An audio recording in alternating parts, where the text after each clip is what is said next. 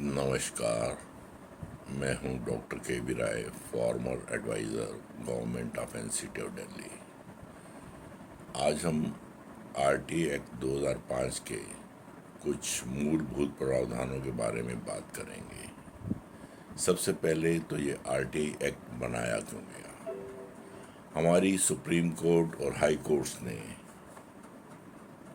ये निर्णय दिया है कि सूचना का अधिकार एक मौलिक अधिकार है और जनता के लिए ये ओपन होना चाहिए। जो भी व्यक्ति कोई सूचना सरकारी तंत्र से मांगे वो उसको देने के लिए बाध्य हो सकते किए जा सकते हैं, परंतु जो सूचना देश की एकता और अखंडता से या कुछ अन्य प्रावधानों के अंतर्गत नहीं दी जा सकती, केवल उसको ही रोका जा सकता है। इस प्रकार से सरकारी तंत्र की वर्किंग में ट्रांसपेरेंसी और ओपननेस लाने के लिए इसका प्रादुर्भाव हुआ। वर्ल्ड ओवर 80 से ज़्यादा कंट्रीज़ में सिमिलर एक्ट्स काम कर रहे हैं और हमारा भी एक्ट जो है वर्ल्ड के नंबर 3 या 4 श्रेणी में आता है। पहले शुरुआत में तो नंबर 1 पर ही आता था, परंतु with the passage of time अब इसकी जो स्टेटस है घटकर 30 से 4थे स्थान पर हो गया है।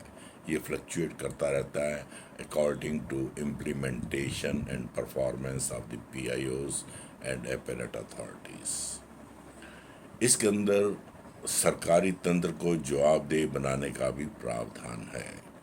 यदि सरकारी तंत्र हमें उत्तर नहीं देता तो उनको कैसे दंडित किया जा सकता है, या जो उन्होंने कामकाज किए हैं उनका हम विश्लेषण करने के बाद कंप्लेंट्स करके उन्हीं से हम इंफॉर्मेशन लेंगे, उसी का विश्लेषण करेंगे और उन्हीं के विरुद्ध यदि ज़रूरत हुई तो कंप्लेंट भी करेंगे। This is called social audit और इसका लोग भरपूर इस्तेमाल कर रहे हैं। हम एज ए सिटीज़न जब भी किसी ऑफिस में जाते हैं तो सरकारी कर्मचारी हमें जवाबदेह ना होकर टरकाने का प्रयास करते हैं। कोई भी सूचना मांगो वो हमारे को उपलब्ध नहीं हो पाती, ना वेबसाइट पे मिल पाती है। With the result citizen is with A begging ball everywhere. जहाँ भी जाता है उसको कल आ जाना, परसों आ जाना डेट दे दी जाती है। सो इन चीज़ों से परेशान होकर there was a demand in some of the state governments like Rajasthan कि हमें सूचना का अधिकार दिया जाए। हमारा पैसा है, कहाँ खर्च हुआ, कैसे खर्च हुआ, हम जानना चाहते हैं। हमारा पैसा हमारा अधिकार। तो इस प्रकार से उन्होंने इसके लिए डिमांड रखी, परंतु दिल्ली सरकार ने आरटीआई एक्ट बनाकर दिल्ली आरटीआई एक्ट 2001 में स्वयंभू दे दिया। किसी को प्रेशर डालने की आवश्यकता नहीं पड़ी। इसके अच्छे परिणाम देखते हुए सन 2002 में फ्रीडम ऑफ इंफॉर्मेशन एक्ट के नाम से बीजेपी सरकार ने भी एक एक्ट प्रदान किया, बट दैट वाज टूथलेस और सिविल सोसाइटी ने उसका घोर विरोध किया और उसको वापस लेना पड़ा। इसके बाद 2005 के अंदर जब सरकार का परिवर्तन हुआ तो नई सरकार ने सिविल सोसाइटी को ही कहा कि आप स्वयं आरटी एक्ट की रूपरेखा बनाकर दें ताकि हम उसके अनुरूप आरटी एक्ट बनाकर इसको पारित करवा दें। इसके बाद सिविल सोसाइटी वाले एक्टिवेट हो गए। उन्होंने वर्ल्ड ओवर के आरटीआई एक्ट्स को इकट्ठा किया और उनको स्टडी करने के बाद नए एक्ट का प्रावधान का प्रारूप बनाकर सरकार को दिया, जो आज की डेट में आरटीआई एक्ट 2005 के नाम से मशहूर है। शुरू में ये जम्मू एंड कश्मीर में लागू नहीं था क्योंकि उस समय उसका स्टेटस अलग था, पर आज वो यूनियन टेरिटरी होने के नाते वहाँ पर भी 2005 का एक्ट लागू है और उनकी अपील दलील भी जो है सेंट्रल इंफॉर्मेशन कमीशन के यहाँ होती है। इस एक्ट का मेन पर्पज़ ये है कि जितने भी सरकारी ऑर्गेनाइजेशंस हैं, चाहे वो जुडिशरी के तहत आते हों, लेजिस्लेचर के अंतर्गत आते हों या गवर्नमेंट एग्जीक्यूटिव के अंतर्गत आते हों, आप किसी भी ऑर्गेनाइजेशन से कोई भी सूचना मांग सकते हैं, परंतु सेक्शन 8 और 9 के अंतर्गत कुछ ऐसे प्रावधान हैं जहां पर इस सूचना को रोका जा सकता है। इस प्रकार से ये एक्ट जो है आपको पावर देता है कि आप किसी भी सरकारी तंत्र से कोई भी सूचना मांगने, यदि वो प्रदान करने लायक है तो आपको एक समयबद्ध तरीके से वो सूचना प्रदान की जाएगी, और यदि नहीं दी जा सकती तो उसका रीज़न बताया जाएगा। और उसके लिए आपको दो प्रावधान कर दिए गए हैं, दो जगह आप अपील कर सकते हैं। Number 1 with in the department, और नंबर 2 सेंट्रल या स्टेट इंफॉर्मेशन कमीशन के यहाँ। सेंट्रल और स्टेट इंफॉर्मेशन कमीशन जो है, यदि आप वो देखते हैं कि पीआईओ ने जो कि इसको इम्प्लीमेंट करने की सर्वे सर्वा है वो इन्फॉर्मेशन गलत तरीके से रोकी है, तो उसको दंडित भी कर सकते हैं और आपको मुआवजा भी दिलवा सकते हैं। सो इस प्रकार से इसके अंदर ऐसा प्रावधान किया गया है कि सूचना मांगने के कुछ ही दिनों बाद आपको सूचना दे दी जाए। यदि नहीं दी जाती तो क्यों नहीं दी गई, उसका रीज़न बताया जाए, फर्स्ट अपील कहाँ की जाए, सेकंड अपील कहाँ की जाए, इसके बारे में आपको अवगत कराया जाए, एटसेट्रा एटसेट्रा। तो इस प्रकार से आरटीआई एक्ट एक ऐसा पावरफुल टूल है in the hands of the citizen कि सरकारी तंत्र स्वयं ही शुरू में इससे घबरा गया कि ये हमने क्या पावर सिटीज़न को दे दी, क्योंकि उस समय सिटीज़न बहुत एक्टिवेट हो गए और उन्होंने ऐसी ऐसी सूचना मांगनी शुरू कर दी जो देना कई दफ़ा मुनासिब नहीं होता था। परंतु with the passage of time अब जो है लोग सावधान हो गए हैं, वो केवल वही सूचना मांगते हैं जो उनके अपने हक के लिए हो। साधारणतः जनता का ये हक है कि वो जानना चाहे कि ये हमारा बजट कहाँ कहाँ खर्च हुआ, कैसे खर्च हुआ, कौन सी सड़क बनी, कब बनी, कहाँ मरम्मत हुई, बाकी जो बजट है शिक्षा पे कितना लगा, मेडिकल पे कितना लगा, और आइटमों पे कितना लगा, सारे बजट की इन्फॉर्मेशन ले सकते हैं। फ्यूचर प्लानिंग के बारे में जान सकते हैं, नए प्रोजेक्ट्स कब बनेंगे, कहाँ बनेंगे, कैसे बनेंगे, इनकी सूचना ले सकते हैं, इत्यादि इत्यादि। यानी कि सरकारी तंत्र के कब बोर्ड्स के अंदर जो भी रिकॉर्ड उपलब्ध है वो बाई एंड लार्ज आप मांग सकते हैं। परंतु इसके अंदर कुछ ऐसी ऑर्गेनाइजेशन हैं जो इंटेलिजेंस एजेंसीज और सिक्योरिटी ऑफ इंडिया के से का ताल्लुक़ रखती हैं, उनको जो है एग्जेम्प्ट कर दिया गया। जैसे ईडी है, सीबीआई है, या और कुछ एजेंसीज हैं, बीएसएफ है, इनको इसमें से एग्जेम्पशन दे दी, इनके बारे में हम सूचना नहीं मांग सकते।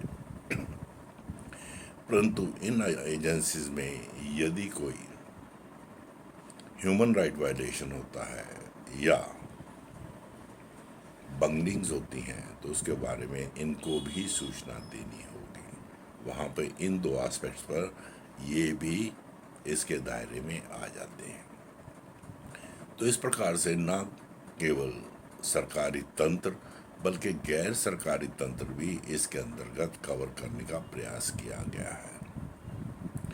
सेक्शन 2H के अंतर्गत कोई भी संस्था जो गवर्नमेंट के द्वारा कंट्रोल्ड हो, गवर्नड हो या सब्सटेंशियली फाइनेंस्ड हो किसी भी रूप में, उससे सूचना देनी पड़ेगी।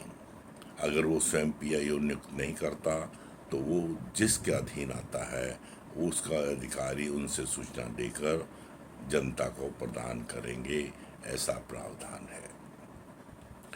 शुरू में 300-400 ऑर्गेनाइजेशन ने ये कहा कि हम इसके अंतर्गत नहीं आते, परंतु हाई कोर्ट की रूलिंग्स, सुप्रीम कोर्ट की रूलिंग्स और सेंट्रल इंफॉर्मेशन कमीशंस के विभिन्न डिसीजंस के अनुसार उनको कवर होते हैं या नहीं होते हैं निर्णय लिए गए, और आज की डेट में ऑलमोस्ट सारी संस्थाएं इंफॉर्मेशन देने के लिए तैयार हैं। रिसेंटली अभी कुछ सोसाइटीज़ ने ये कहा, जैसे डीएवी सोसाइटी है, कि हमारे कॉलेजेस और स्कूल इसके अंतर्गत नहीं आते, परंतु सुप्रीम कोर्ट ने कहा you stand covered, because the schools and institutions are controlled and governed by the government, और सब्सटेंशियली फाइनेंस भी जहाँ हो रहा है वो एजेंसीज भी इसके अंतर्गत कवर हो जाती हैं। इस प्रकार by and large government agencies के अलावा प्राइवेट सेक्टर की वो एजेंसीज जो कंट्रोल्ड हैं, गवर्नड हैं या सब्सटेंशियली फाइनेंस्ड हैं, वो भी इसके अंतर्गत आ गई हैं। कुछ एक ऐसे इंस्टीट्यूशंस थे जो सरकार से फंड लेते थे, परंतु उन्होंने कहा हम इसके अधीन नहीं आते, परंतु government of India central information commission के डिसीजंस के अनुसार उनको भी इसके अंतर्गत आना पड़ा और उनको भी सूचना देने के लिए बाध्य किया गया। परंतु अनफॉर्चुनेटली हमारी पॉलिटिकल पार्टीज़ जिन्होंने ये एक्ट बनाया था वो इसके अंतर्गत आने को आज भी तैयार नहीं है, जबकि सेंट्रल इंफॉर्मेशन कमीशन की रूलिंग है कि they also stand covered under the RTI act. परंतु ये मामला भी सब जुडिस है, इसलिए इसके ऊपर सुप्रीम कोर्ट का निर्णय आना बाकी है। इस प्रकार से जो भी एजेंसी गवर्नमेंट ऑफ इंडिया की हो, स्टेट गवर्नमेंट की हो या हमारी यूनियन टेरिटरीज की हो, सारी की सारी उसके अंतर्गत कवर होने का प्रयास कर लिया गया है। जुडिशरी भी सूचना देगी, एग्जीक्यूटिव भी सूचना देगी, इसके अलावा पार्लियामेंटेरियंस भी सूचना देंगे।